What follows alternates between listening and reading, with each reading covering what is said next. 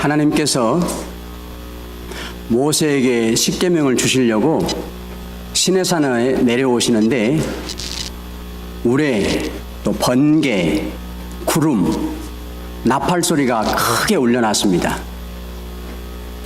그때 울려 퍼진 나팔 소리는 하나님이 시내산에 내려오시는 임재를 말해줍니다. 우리를 찾아오시는 것입니다. 출애굽기 19장 19절에 보면 나팔 소리는 하나님의 음성의 말씀이라고 가르쳐주고 있습니다. 살아계신 하나님은 오늘날에도 여러분과 저에게 성령의 감동으로 또 때로는 기록된 하나님의 말씀으로 찾아오십니다. 오늘 본문에는 하나님께서 모세에게 광야길을 가는 동안 이스라엘 백성들을 인도해 나가게 되는데 연락하는 방법, 신호의 수단으로 은나팔 2개를 만들어서 소리를 불어서 사용하도록 했습니다. 크게 4가지의 방법으로 나팔 소리를 내게 했습니다. 그때마다 4가지의 방법으로 달리 부는 나팔 소리를 듣고 백성들은 해야 할 일이 있었어요. 이 시간에 그 광경들을 생각하면서 은혜를 받겠습니다. 첫 번째 오늘 본문 말씀 3절에 보면 나팔 2개를 같이 불 때에는 온 회중이 회막문 앞에 모여서 내게로 나아올 것이요, 그렇게 말씀합니다. 회막이라고 하는 것은 하나님께서 모세에게 하실 말씀이 있을 때 친히 그곳에 오셔서 들려주셨던 그 장소가 바로 회막입니다. 오늘날로 말하면 하나님을 만나는, 여러분과 제가 만나는 교회를 말합니다. 이 나팔을 불면 모든 백성들은 자기들의 삶의 터전에서 나와서 하나님의 회막에 모여라고 하는 신호였어요. 2개를 같이 불도록 했습니다. 왜 2개를 동시에 같이 불도록 했을까요? 본문 말씀 4절에 보면 하나를 불 때도 있었습니다. 그때는 천부장들이 모여서 하나님이 계시는 회막에 나아오라고 하는 신호였습니다. 2개를 동시에 불었다고 하는 것은 이스라엘 백성들이 사방에 먼 곳에 여러 군데에 모여 살고 있는데 그곳까지 다 들려지도록 하기 위함이었어요. 온 회중들이 한 사람도 빠짐없이 그 나팔 소리를 듣고 하나님이 계시는 회막에 나와서 하나님을 만나게 했습니다. 이런 율법을 철저하게 지키는 안식일을 유대인들은 뭐라고 부르냐면 오늘날도 샤밧이라 이렇게 불러요. 지금도 이스라엘에 여행 가보면 유대인들은 안식일 준비를 위해서 금요일날 점심 후부터 바빠지기 시작합니다. 왜 그러냐면 내일 토요일까지 먹을 것, 식료품들을 준비해 놓아야 되기 때문입니다.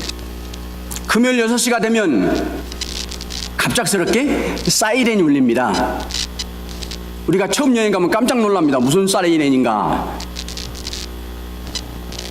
행여나 여행하다가 토요일날 급하게 어디를 대중교통을 타고 가려고 묵고 있는 곳을 나서면 깜짝 놀란다고 당황한다고 그래요.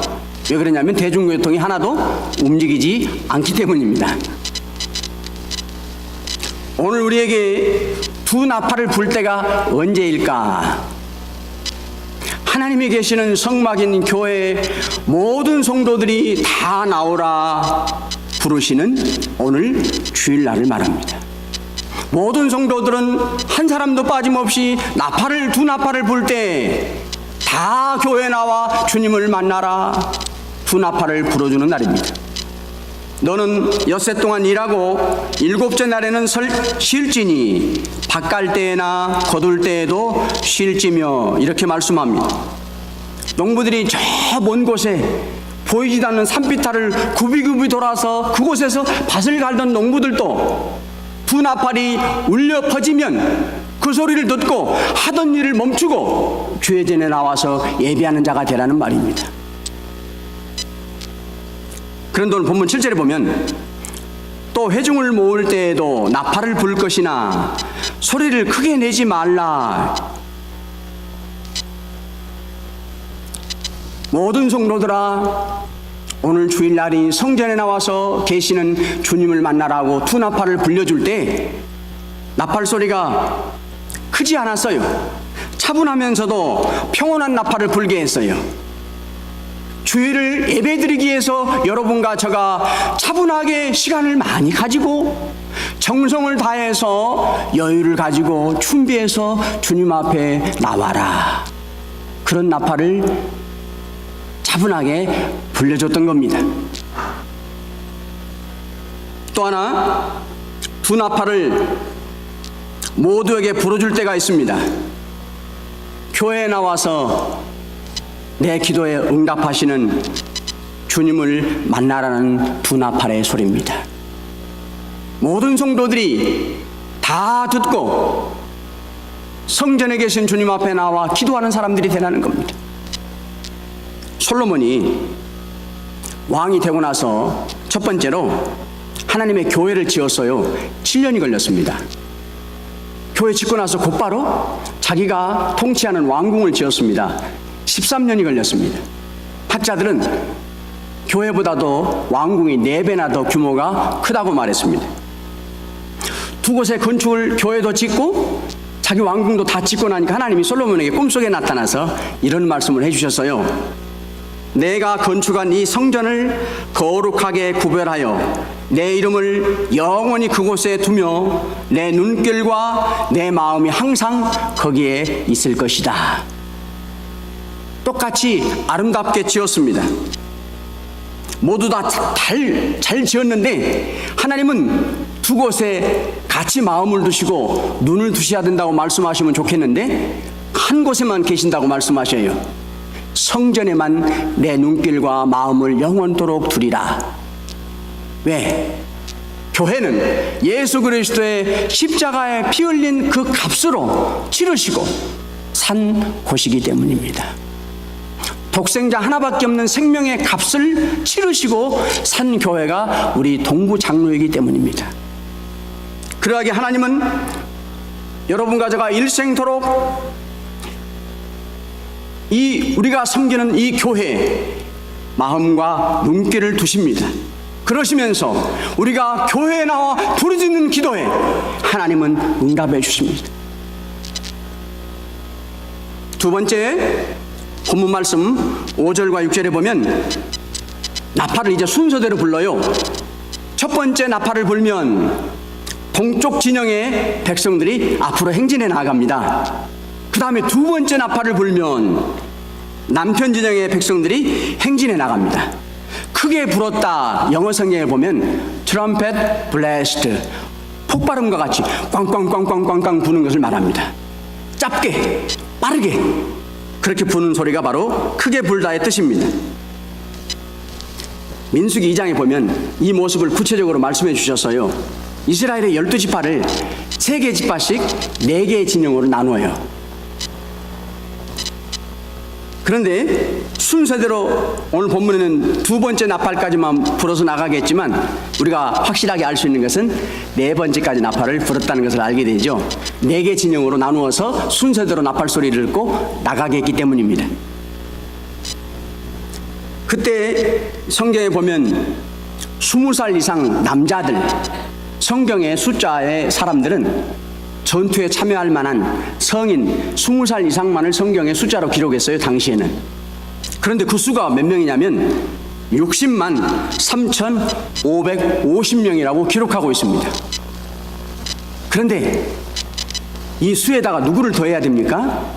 여자들, 어린아이들, 노인들을 더해야 진짜 광야길을 가는 이스라엘 백성들의 총 수예요. 그러니 우리가 아는 것처럼 200만 명은 좋기도 넘는 수였다고 하는 것을 알게 됩니다. 그런데 그 수가 한꺼번에 행진을 한다고 생각해 보십시오. 어떻게 되겠습니까? 우왕좌왕 많은 사람들이 넘어지고 다치고, 더 문제는 그러다 보면 가나안 땅을 향해서 가야 하는 행진이 앞으로 나아갈 수가 없게 됩니다.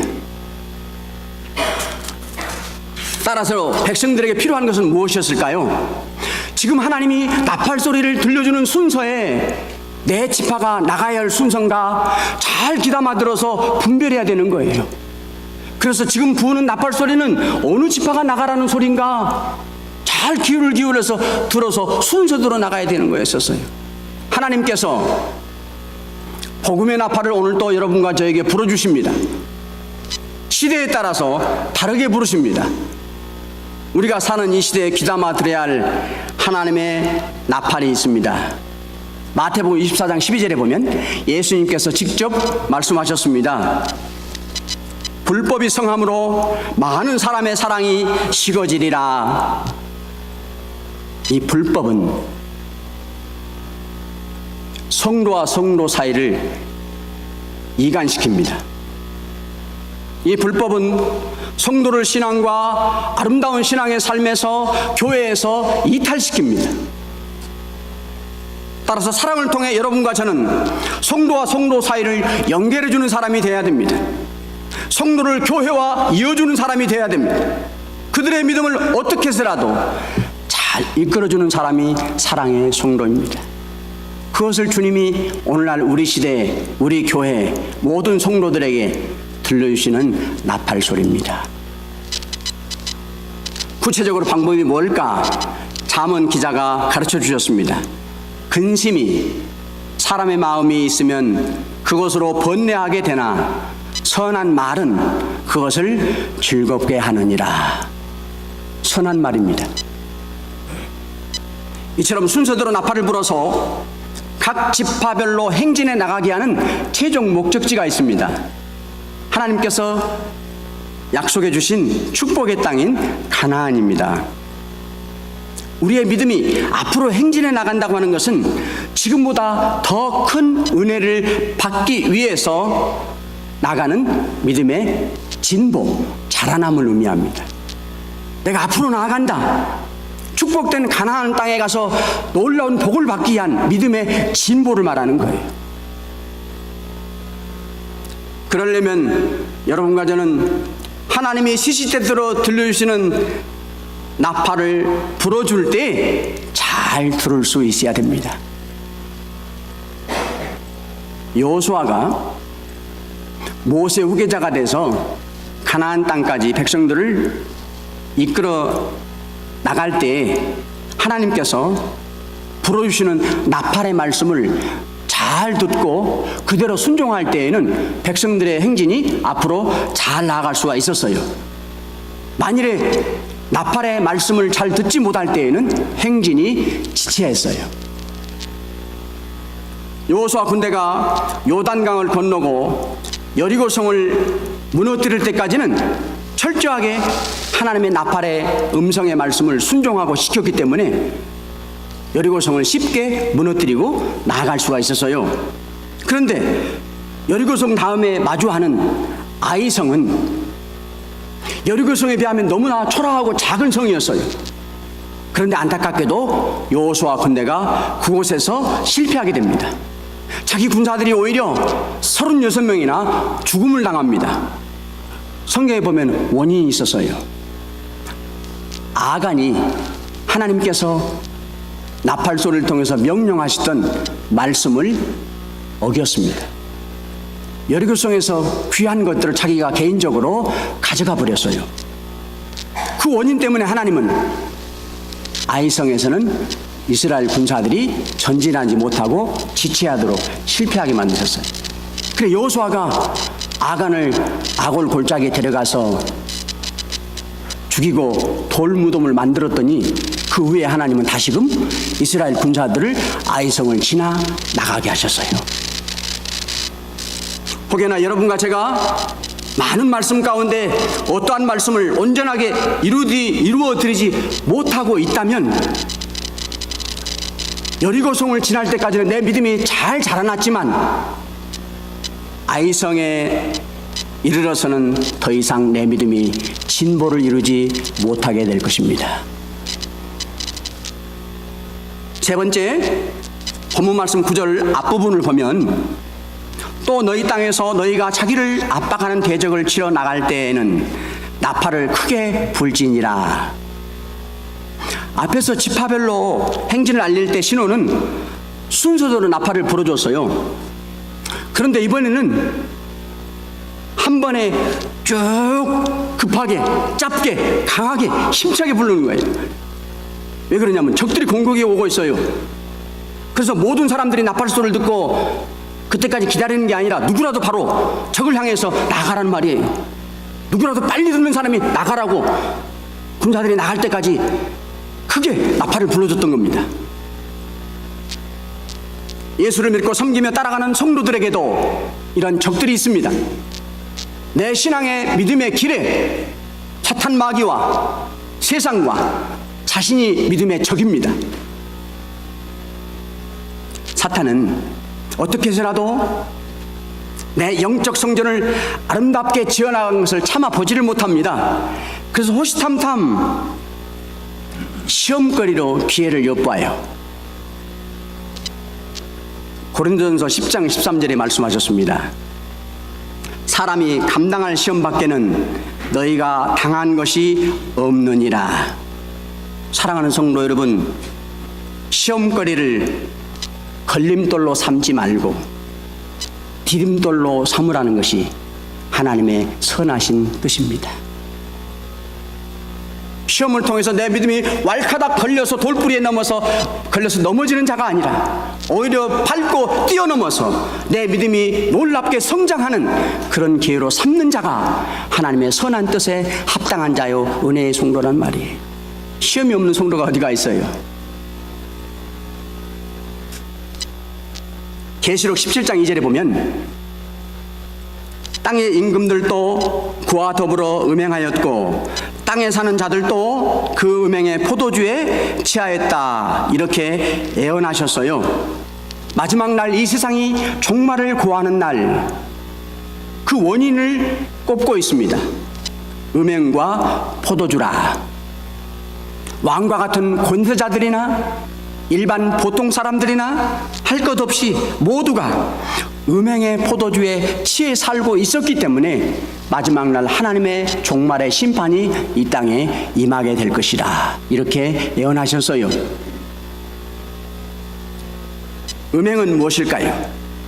성도들이 하나님의 방식이 아니라 여전히 세상적인 사고방식으로 주를 섬기고 여전히 세상적인 가치관을 품고 교회를 섬기는 것을 말하는 거예요. 포도주는 무엇이겠습니까? 주님과의 교제를 통해서 기쁨과 감사에 취하는 자가 아니라 주님이 아닌 다른 밖의 것을 통해서 그곳에 빠져서 누리는 달콤함이 포도주예요. 사랑하는 성도 여러분, 하나님은 여러분과 제가 행여나 대적이나 원수들로부터 인해서 내 아름다운 잘 가꾸는 믿음의 성전이 무너질까 걱정이 되셔요. 포도주에 취해서 주님을 잊어버리지 않을까 염려가 되셔요. 그래서 다급하게 나팔을 불어주신다고 말씀한 거예요. 한시라도 빨리 물리치하기 때문입니다. 그러하기에 이 시간 여러분과 저는 이 나팔 소리를 듣고 용기를 내서 주님을 의지해서 앞으로 나아가는 그런 자가 되어야 합니다.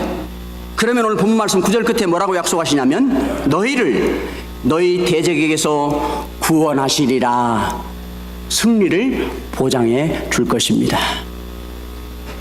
네 번째, 오늘 본문 말씀 10절을 보면 우리 10절 말씀 한번 다 같이 읽겠습니다. 10절 말씀입니다. 또 너희의 희락의 날과 너희가 정한 절기와 초하루에는 번제물을 드리고 화목제물을 드리며 나팔을 불라. 그로 말미암아 너희의 하나님이 너희를 기억하시리라. 나는 너희의 하나님 여호와니라. 희락의 날처럼 기뻐할 만한 일이 생겼을 때에 나팔을 부르라, 그렇게 말씀합니다. 유다의 여호사밧 왕에게 기쁨이 찬송이 찾아온 날이 있었어요. 암몬, 모압, 세일 사람들과의 전투에서 승리했어요. 너무 기쁘고 감사해서 돌아오면서 많은 백성들과 함께 비파와 수금과 나팔을 불면서 성전으로 나아갑니다. 기쁨의 나팔, 감사의 나팔을 불렀습니다. 그런가 하면 같이 읽은 10절에 여러 제물을 바칠 때에도 나팔을 부르라고 말씀하십니다. 히스기야 왕이 왕으로 취임하고 나서 첫 번째 성전을 다 청소를 했어요. 그러고 나서 하나님 앞에 번제 제사를 드리게 되는데 성경에 보면 노래를 부르게 하고 나팔 소리를 울려 퍼지게 했어요. 이제 깨끗이 치운 성전, 우리 백성들이 주를 향해서 번제의 삶, 헌신의 삶을 살도록 격려하고 용기를 주는 나팔 소리였습니다.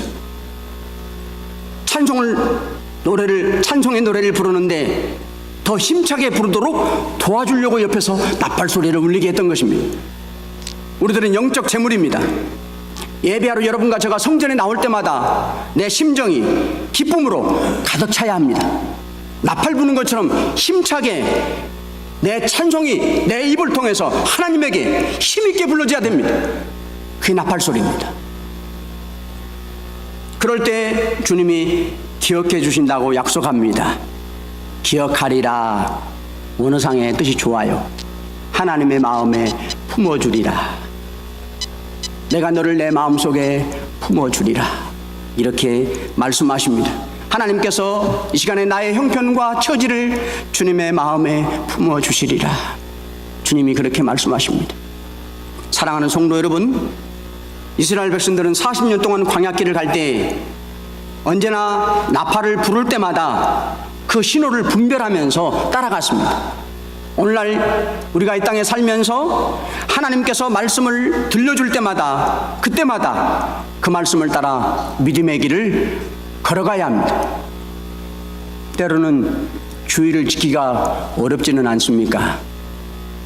내가 신앙생활을 오래 했지만 내 믿음이 자라나지 못하고 머물러 있지는 않습니까?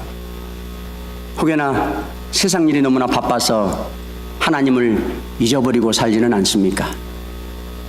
진정한 산 제물로 하나님을 섬기지 못하고 있지는 않습니까?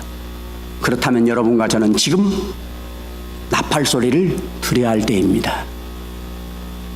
그러면 주님께서 마음에 품어주신다고 말씀하십니다. 그리고 이렇게 말씀하십니다. 나는 너희 하나님 여호와니라. 기도하겠습니다.